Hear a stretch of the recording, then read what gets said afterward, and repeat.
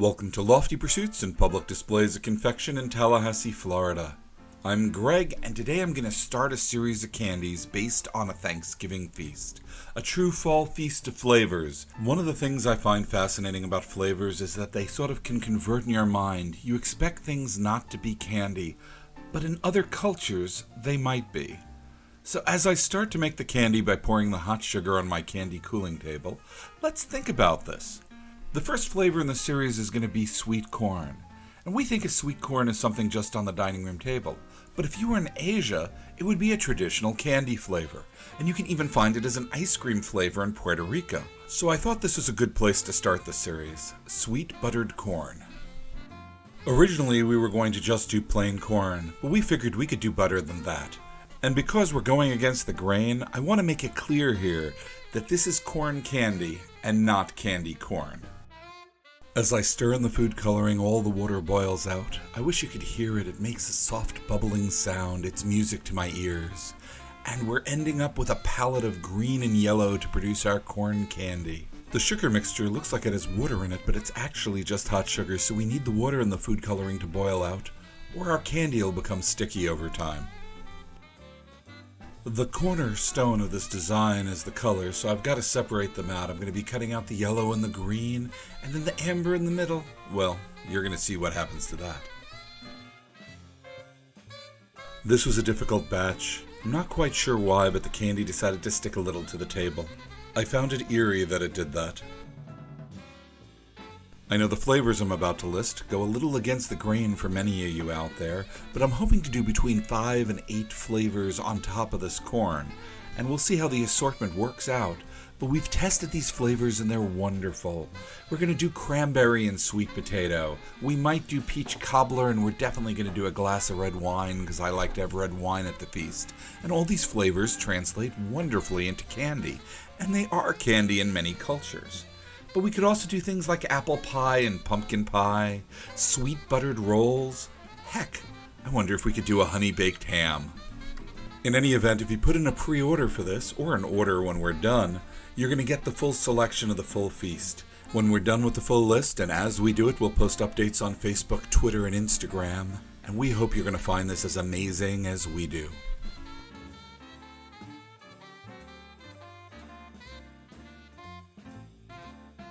I often pull the candy on the hook, but this time I'm using our candy pulling machine, sometimes known as a taffy puller, although, well, this is not taffy. I did it because I was looking at the machine, I'd been tuning it up all week, and I went, shucks, I really want to use this, and it's going to be easier on my back. So that's what this machine does. It folds the candy again and again, and it pulls in millions of air bubbles, and those air bubbles make the candy white and reflect light. They also affect the flavor. Because we've pulled it so much, the candy has more surface area from these bubbles, so it dissolves a little faster in your mouth, giving you a bigger burst of flavor. I usually use this machine for big batches or when I'm tired, and on this day, I was creamed.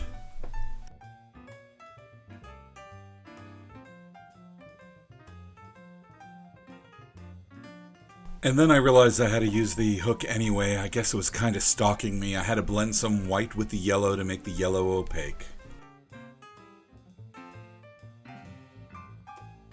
And of course, we're only making a limited quantity of this candy, so if you're interested in trying it, please go to our website, www.pd.net, because you're only going to find it here. Or if you're in Tallahassee, you can come into Lofty Pursuits when it's done and pick it up in person. We're right off I-10 near the Thomasville Road exit. And you know you'll only find it at Lofty Pursuits because we appear to have cornered the market on it.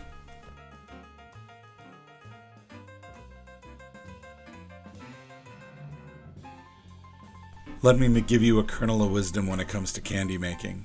It's easier to make one thing and duplicate it than to make a lot of things. In this case, we're going to make one piece of corn, one little kernel. We're going to stretch it out really long, and we're going to keep on cutting it.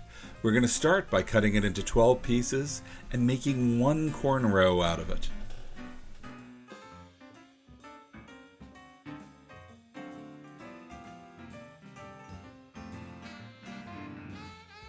If you're enjoying this video, not only should you subscribe and ring the notification bell, but you should also check out our podcast. You can hear me, Greg, tell other stories on a weekly basis, and you can get it wherever podcasts are downloaded, or go to our website, www.pd.net.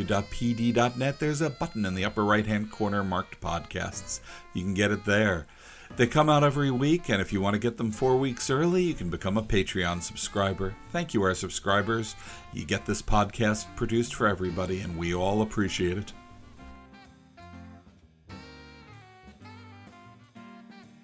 As you know, one row of corn will not mount to a thornhill of beans, but we need to make multiple ones, so we stretch out our row and we cut into 5 pieces. We stagger the rows, and that's going to get us those straight rows of kernels you see on every ear of corn.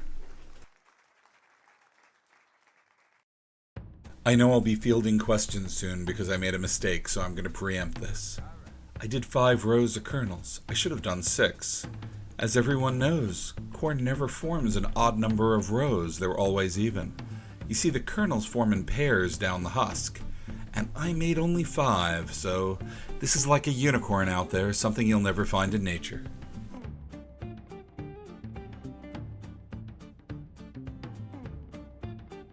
All that's left for me to do is to cobble together the husk of this corn, and once that green goes around the yellow, the image is going to just pop.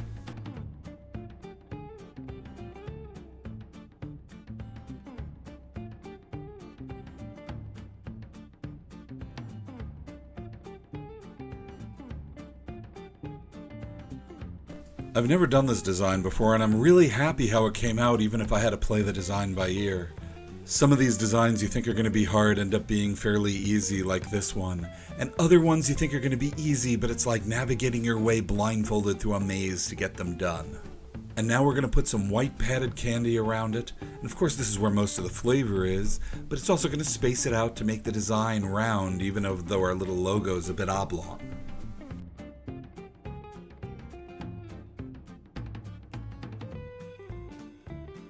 The next step is to make a yellow outer wrap, and we're going to do that, and we're going to wrap it around the center, and the log is done.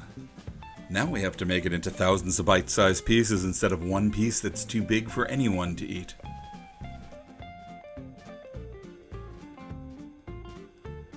We do that by tapering the design down without distorting the image. And then we cut off the end that's been distorted at the end, because the end never comes out quite right, nothing ever meets. And we sell those off, but only in our store. We call them unicorn droppings, and you have to make it to Tallahassee if you want to get one.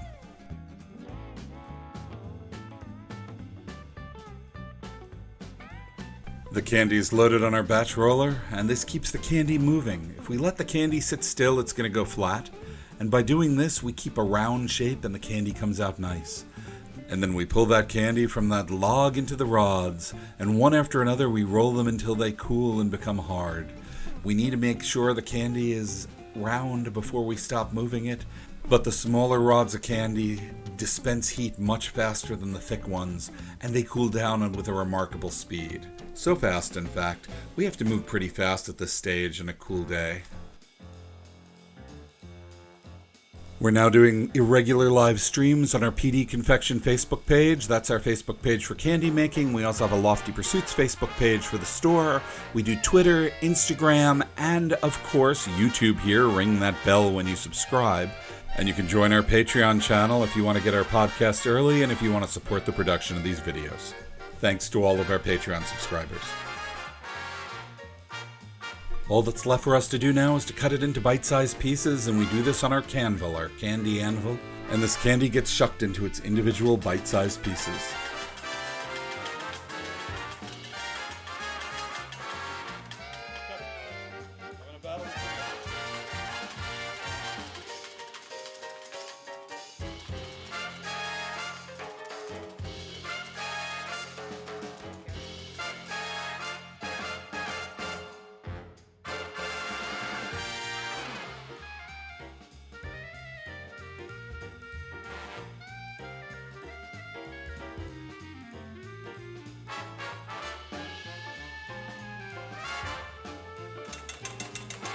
Thanks for watching. If you'd like to try this candy for yourself, please go to our website at www.pd.net. We ship worldwide. You can also get our candy in our store. We're right off I-10 in Tallahassee, and if you're ever driving through, we open at 7 a.m. for brunch. We close at 10 p.m. We serve ice cream in the evenings, food in the mornings, and we're open 7 days a week. We'd love to see you, and if you're lucky, you can see us make candy. We make candy most days, but we don't make candy all the time. Also, check out the links in the descriptions because I'm going to try to link to a copy of this video that has no dialogue. Some people want that. Thanks for watching. See you in the next video, and don't forget to subscribe.